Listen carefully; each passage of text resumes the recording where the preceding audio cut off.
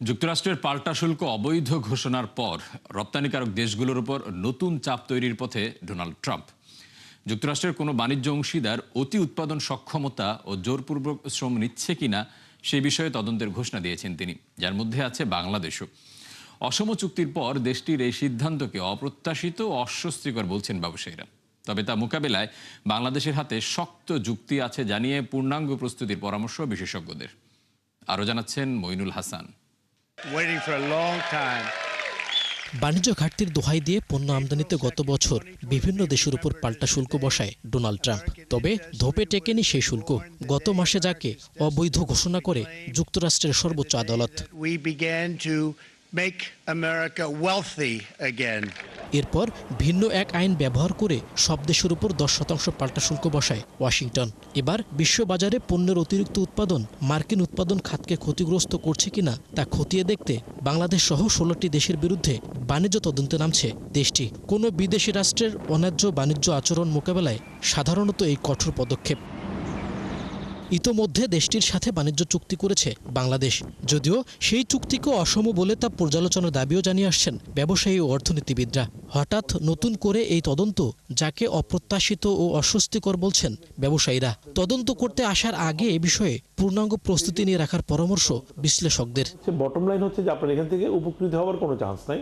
আপনি কতটুকু ক্ষতিগ্রস্ত হবেন বা আদৌ ক্ষতিগ্রস্ত হবেন কিনা সেটি এখন দেখার বিষয়। যেহেতু এটার আলটিমেট রেজাল্ট পজিটিভ হওয়ার কোনো চান্স নাই, এটা নেগেটিভ হলে হতে পারে, এবং নেগেটিভ হলে সেটা কতটুকু নেগেটিভ সেইটা হবে রেজাল্ট।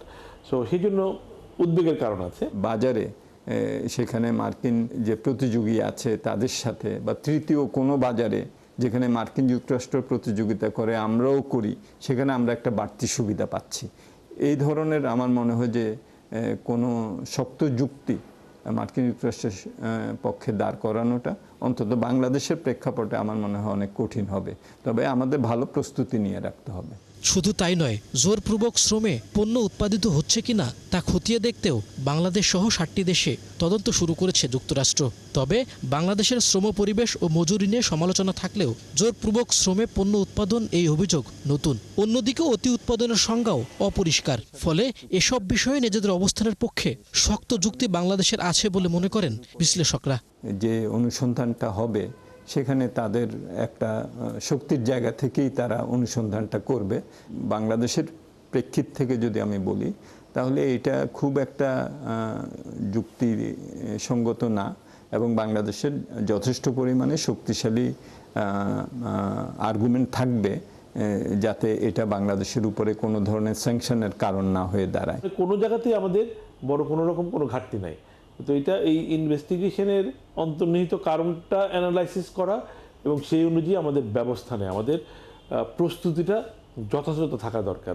যুক্তরাষ্ট্রের সাথে বাংলাদেশের দ্বিপক্ষীয় বাণিজ্য 800 কোটি মার্কিন ডলার, যার মধ্যে 600 কোটি ডলারের পণ্য রপ্তানি করে বাংলাদেশ। মইনুল হাসান, 71, ঢাকা।